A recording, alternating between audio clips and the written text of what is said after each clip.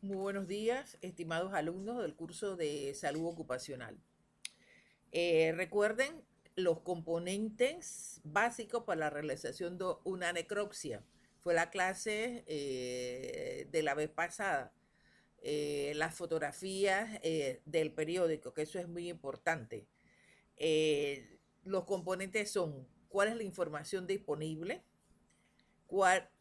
cómo se protege la cadena de custodia, cómo es el manejo de las evidencias físicas, la identificación, el examen externo del cadáver, técnicas de exploración, el examen interno, las consideraciones médicos legales, el protocolo de necropsia y la oportunidad. Que analice si usted es miembro de criminalística, ¿usted qué haría? Si usted es el médico forense, ¿cuáles son los pasos que debe cumplir usted para realizar en perfectas condiciones una necropsia médico-legal? E incluir su protocolo para que las autoridades penales en la República decidan la imputabilidad o la culpabilidad de una persona. Bueno, siguiendo los temas, también hay muertes causadas por venenos. ¿Recuerdan ustedes las películas de la Edad Media? Cómo todo el mundo llevaba unos anillones y en los anillones llevaban los venenos, los arsénicos, etcétera. Y se lo echaban unos a los otros para derrumbarlos de los tronos. Bueno, también hay, los venenos contribuyen a los suicidios y a los homicidios, ya sea por sobredosis de drogas o por uso de venenos clásicos como el arsénico y otros. Los venenos se clasifican en gases, anestésicos y corrosivos. Ácidos minerales concentrados, venenos orgánicos, venenos metálicos como los alcaloides y las sustancias que no son alcaloides, y los venenos de prudencia alimentaria. También hay venenos de procedencia alimentaria.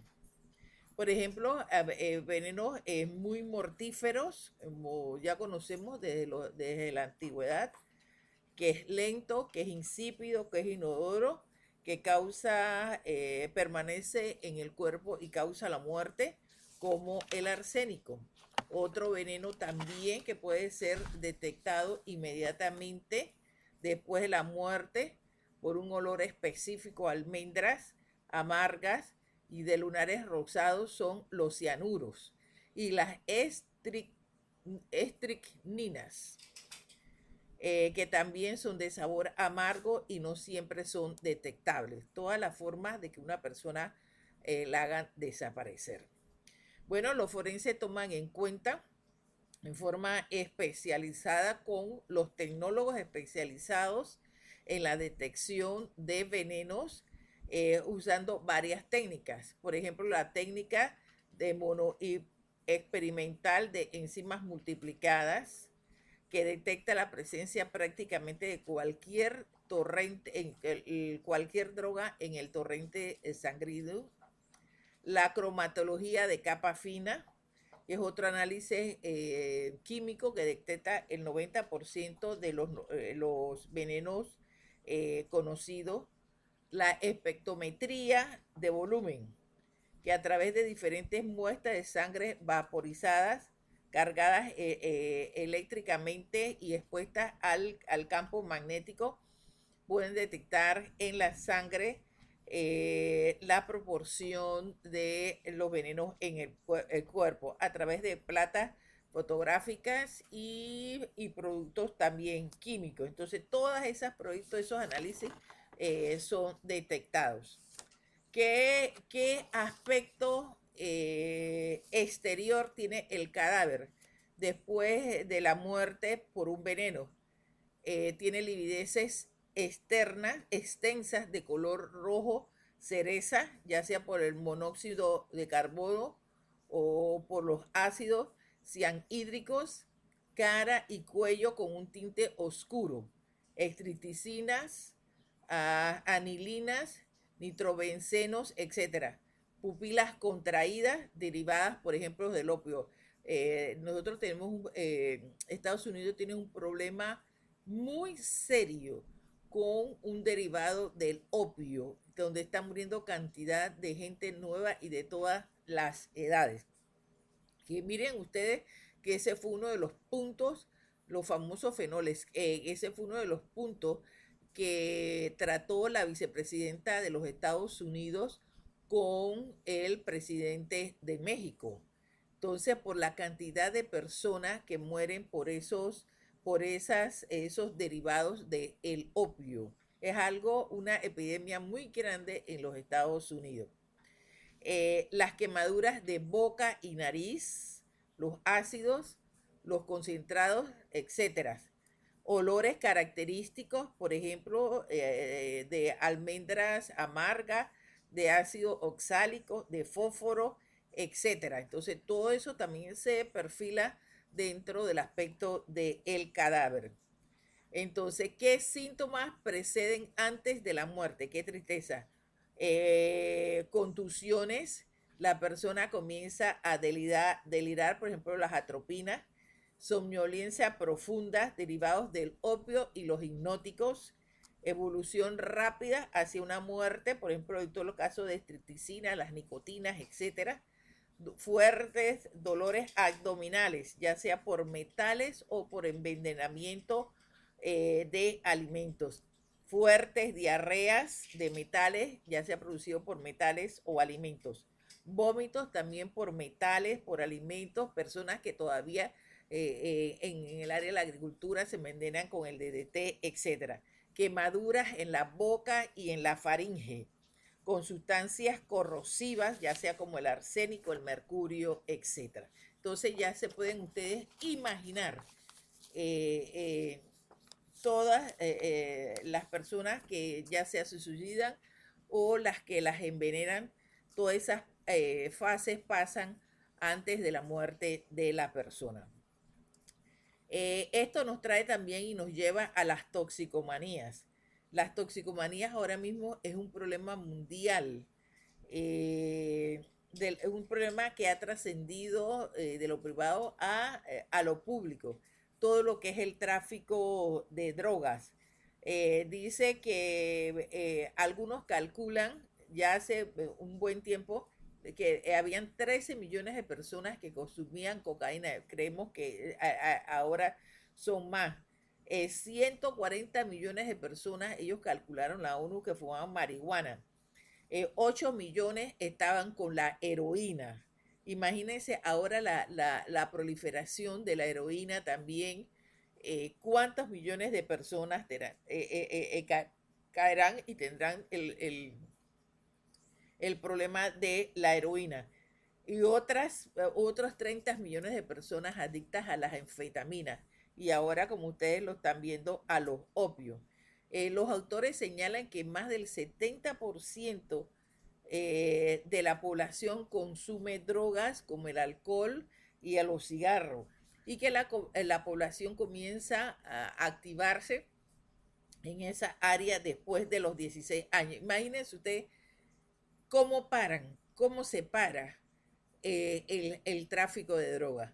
Cuando agarran unos o dos o tres, lo que gastan el Estado en seguir estas personas, detrás de estas personas, y ellos pasan cantidades de drogas que destruyen a la población, y ya no de 16 años, ya menos, desde la niñez, los niños comienzan a traficar con drogas y todo el problema que yo creo que yo no se los tengo que repetir. A ustedes se lo han dicho desde que estaban sus padres y desde que estaban en edades muy tempranas de alejarse de la droga. Ustedes son jóvenes victoriosos, victoriosos ante el acecho que hay en la actualidad de la droga hacia los jóvenes. Entonces, esto no solamente es de penal, esto tiene que ser analizado por todo, de forma integral, por toda una serie de personas para identificar los factores que favorecen a la propagación. El tráfico de droga viene por diversas formas. Unos alegan que por la desintegración familiar, otros alegan que por la violencia social y la violencia doméstica, otros se agravan por las crisis económicas. Es terrible, por ejemplo, estas crisis de pandemia que estamos viviendo, ¿cuáles van a ser las secuelas? Que una de las secuelas es la crisis económica que lleva a mucho de estas situaciones tan especiales que son realizadas por las personas en la desesperación de buscar la economía. Otros señalan que por el cambio de los valores y otros por la disponibilidad y la promoción unas de las drogas lícitas como el cigarrillo y el alcohol, y también la propagación y la programación de las drogas ilícitas. Entonces hay por estudios, hay estudios en todas partes del mundo que han determinado todos los factores. ¿En qué etapa comienzan las drogas legales? Ellas incluyen primero en una etapa que no usan ningún tipo de droga, después comienzan con las cervezas y los vinos y el uso de cigarrillos y licores más fuertes. Lo mismo que en las drogas ilegales, pues, comienzan con las drogas menos duras como son la marihuana, después van pasando por la cocaína, los alucinógenos, las heroínas, los opiáceos, los crack, o sea, toda esa serie de drogas ya, las morfinas, mucho más fuertes que destruyen el cuerpo humano y el cerebro. Entonces hay que tomar en cuenta todo esto en el análisis de las drogas. ¿Qué son las drogas? Son sustancias ya sea sintéticas, médicas o no médicas, legales o ilegales, que tienen un efecto psíquico sobre el cuerpo humano y una tolerancia a la dependencia por su uso consecutivo prolongado. Entonces, que conlleva a terminaciones, por favor, muy perjudiciales y hasta la muerte. Miren ustedes, por ejemplo, si analizan las noticias, cuántas personas están muriendo por el problema del tráfico de droga. ¿Cómo se clasifican las drogas? En estimulantes que se caracterizan por la persona al tomarla tener euforia y una alteración de tus potencialidades, anfetaminas, cocaína, etcétera. Pero estas son efectos transitorios. Hay otras drogas que tienen también el efecto depresoras en los centros afectivos del cerebro, etcétera. Que entonces comienzan con estas drogas, pueden ser el alcohol, la morfina, la heroína, los benzodiazepinas, los hipnóticos y otras. Hubo una época que la LSD, que eran las famosas drogas psicodélicas, que también daba una percepción de la persona, una percepción especial. Allí hubo muchas personas que murieron porque se arrojaban de edificios, de lugares, creyendo que eran el hombre araña, Superman, etcétera, que podían volar y demás. Ahí entra el polvo de ángel, los alucinógenos, la marihuana, no tanto la marihuana, pero sí los alucinógenos y demás. Hay drogas modelos, como las drogas, ya lo hemos dicho, de consumo legal, como el alcohol y los cigarrillos. Entonces hay un abuso de sustancias que tiene la persona. Entonces, ¿qué es la adicción? La adicción es un patrón de conducta de consumo de fármacos que se caracteriza por el aferramiento insuperable de una sustancia, una conducta en búsqueda compulsiva, y además de eso tratan de salir, pero también tienen recaídas. Hay una tendencia a la recaída. Entonces usted ve una persona que es adicta, una persona, cómo se va pobrecitos, cómo se van transformando y se destruyen. Se puede imaginar qué es lo que significa para un hogar tener un hijo con problemas de droga o un esposo con problemas. Eso debe ser terrible. No digo que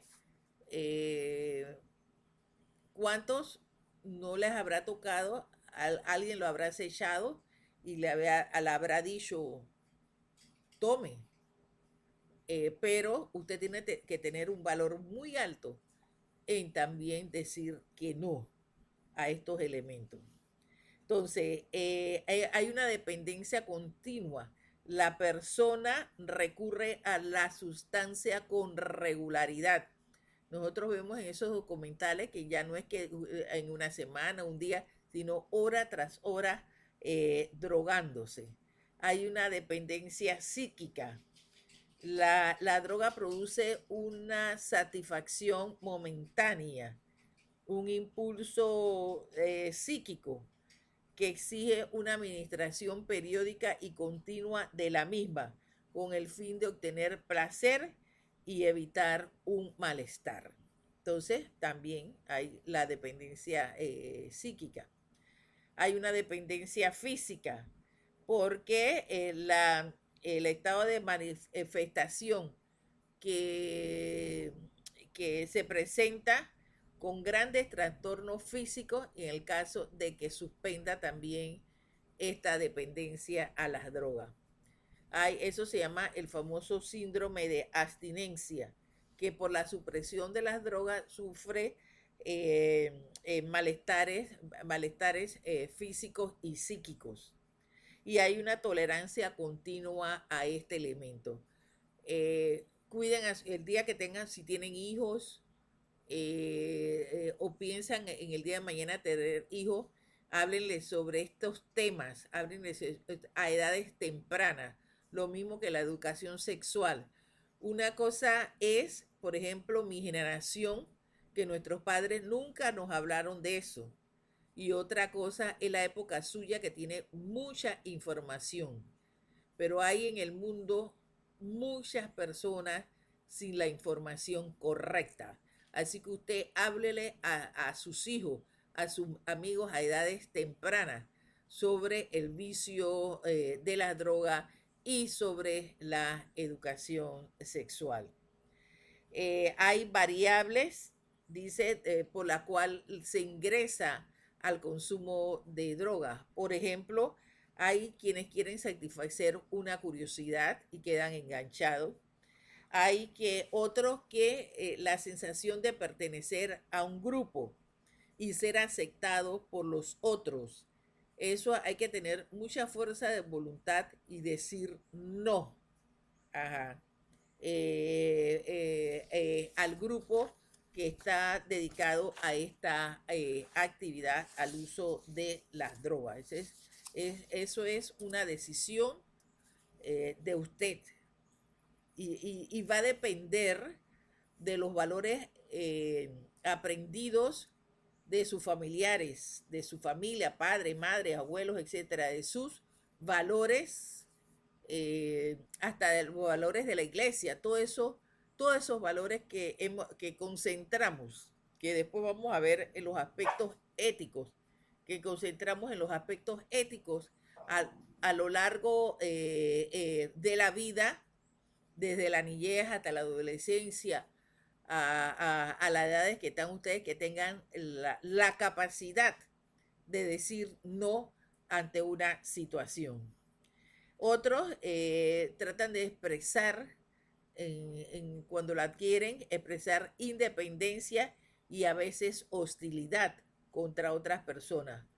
Otros quieren una actividad y una experiencia placentera, emocionante, nueva, peligrosa. Entonces, también es la búsqueda de eso. Otros la buscan para tener un estado de conocimiento superior de creatividad. Por eso es que ustedes ven la cantidad de los artistas y demás que caen en estas situaciones. Otros quieren la sensación de bienestar y de tranquilidad. Pero imagínense qué tranquilidad si después todo lo que va a sufrir. Y otros quieren escapar de las situaciones angustiosas de la vida. La vida es altas y bajas. La vida no es una fiesta continua, ni un placer continuo. Entonces uno tiene que aprender a vivir, a tener altas y bajas que no le permitan a ustedes llevar a situaciones de obtener droga. Otro de los puntos importantes que hay que señalar es que ustedes van a manejar alrededor de su vida información médica. Esa información médica está dentro, llámese expedientes, llámese informes, cuadrículas clínicas, expedientes médicos, etc. Entonces, esa información que usted va a manejar, esa información tiene que ser confidencial. La ley 68 del 2003 señala que todo usuario de un centro público o privado tiene derecho a recibir toda la información correcta en materia de su salud y en materia de su expediente médico. Y él es el dueño de esa información y él tiene derecho a tener acceso. Entonces, todos estos centros y demás, ya sea públicos y privados, tienen que establecer todas las medidas de seguridad para que esa información no salga a la luz pública. Es una información de tipo privado. Ellos tienen toda su organización, etcétera, por ejemplo, en todo lo que es registros médicos y demás, es la que maneja toda la información que tiene que ver con los expedientes clínicos. Por lo tanto, es muy importante tener el cuidado necesario cuando usted accede a un expediente clínico.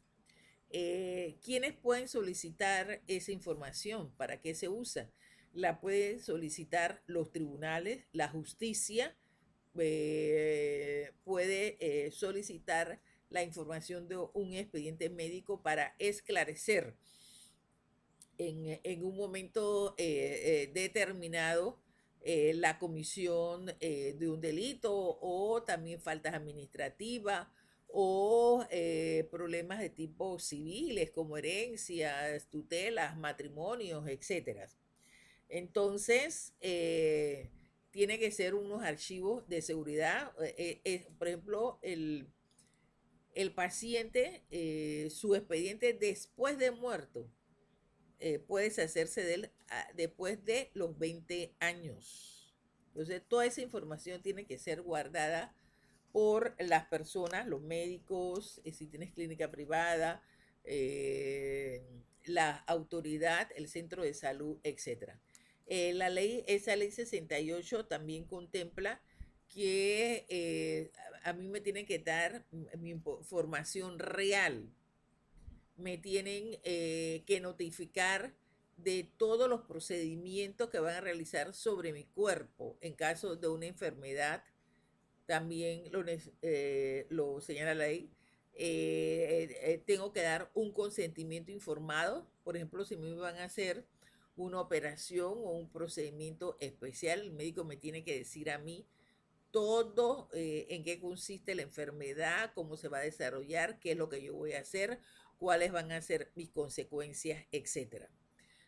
Yo en un momento determinado puedo ir a un notario con 2 testigos y puedo hacer un testamento en la cual señale que, bueno, yo no quiero que al final del camino me pongan un aparato sí, otro aparato no para vivir.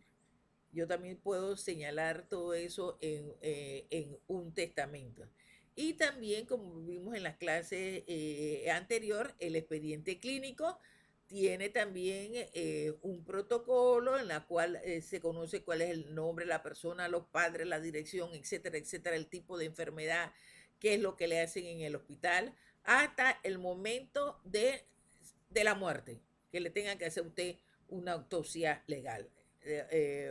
Lo que hemos visto en los procedimientos de una necropsia médico legal, o sea, una autopsia médico legal. Entonces, usted tiene que tener allí y debe de conocer en la institución donde trabaja, debe de conocer todos los procedimientos y demás. Entonces, esto también conlleva también un estudio ético, porque yo tengo que tener ética sobre la información que yo manejo.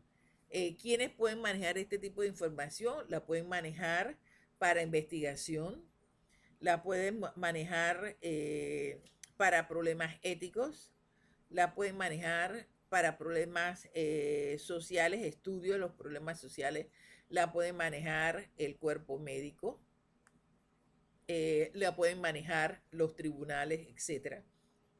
En caso por delito, por imputaciones u otros mecanismos de tipo legales.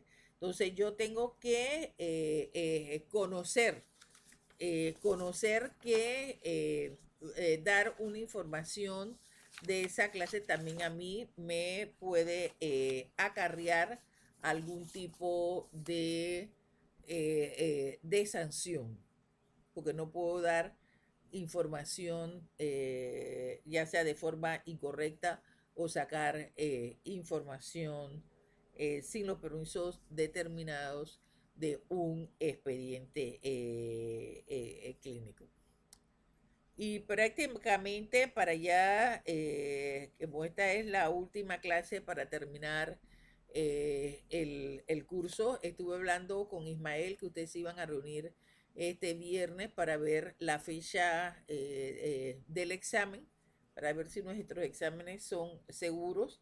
Entonces ya una vez que hablen conmigo, ya el próximo viernes y la próxima clase es el 25. El 25, de acuerdo a la fecha que pongan ustedes, yo estaré dando, el semestre termina el 25, así que me imagino que eso debe ser una semana como del veintitanto al 25. Entonces yo le estaré dando a cada uno la pregunta respectiva para que usted desarrolle su examen, tanto en medicina legal como en legislación ambiental. El último tema, un poco aquí, ya para terminar, son las áreas de los seguros. ¿Qué es el seguro? El seguro es un contrato en la cual la persona, el asegurador, los seguros privados, por una determinada cantidad de dinero, o sea, por una prima, él paga esa prima para que si acaso yo tengo un riesgo en el tiempo señalado por mi contrato, por mi cobertura, yo pueda ser indemnizado. Es importante señalar que los seguros privados tiene que ser pagada por una cantidad de dinero que es la prima. Debe haber una gestión de riesgo, porque debe haber una evaluación de un futuro control o un futuro riesgo en el futuro. Tiene que haber una transacción la cual implica si yo tengo con la aseguradora el pago de una póliza por tantos años, etcétera, entonces yo tengo la garantía que la aseguradora a mí me reembolse a través de una indemnización. Puede ser a mí o a mis herederos.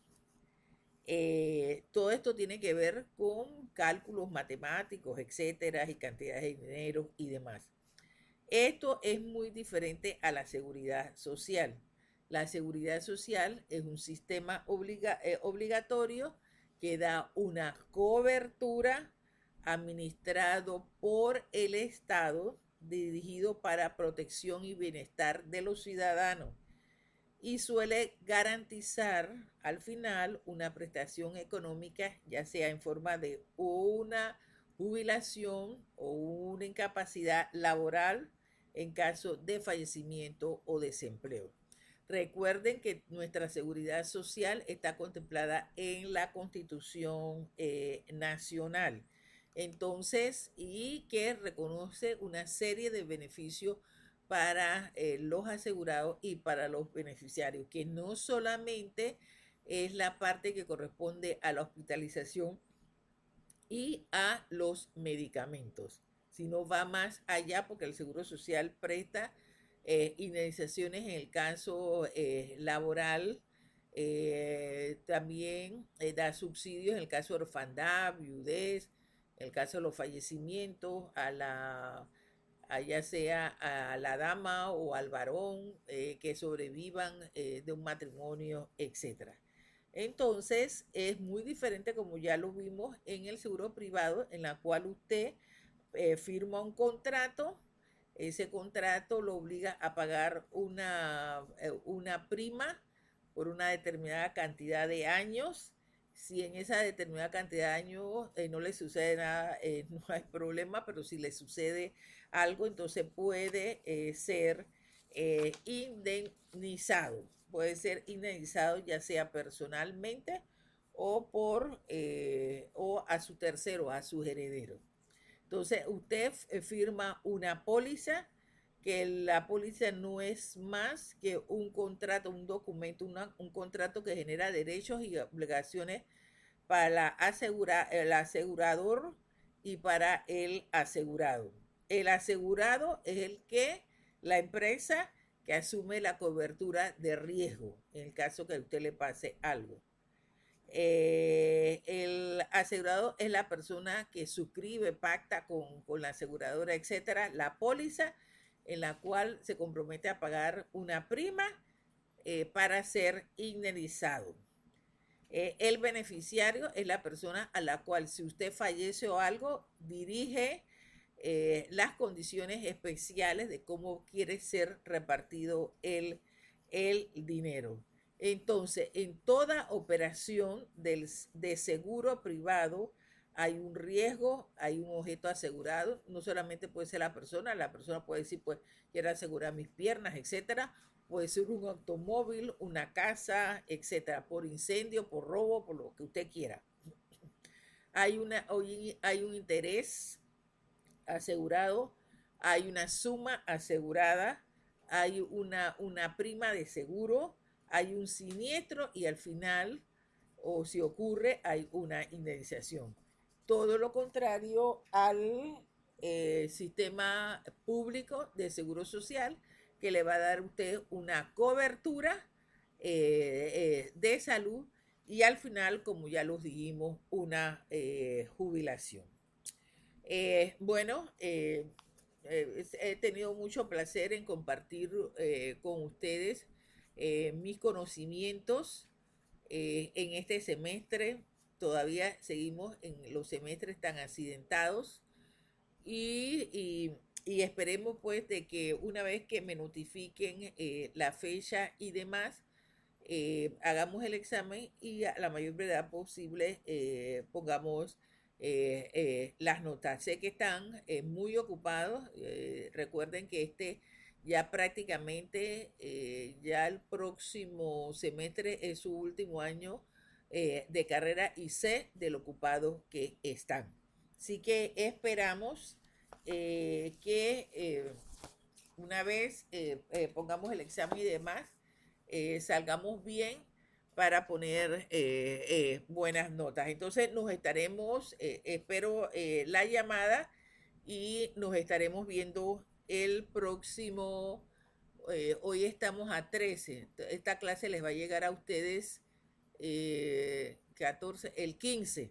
Entonces nos estaremos viendo el próximo martes veintitanto de junio, donde termina el semestre. Hasta luego.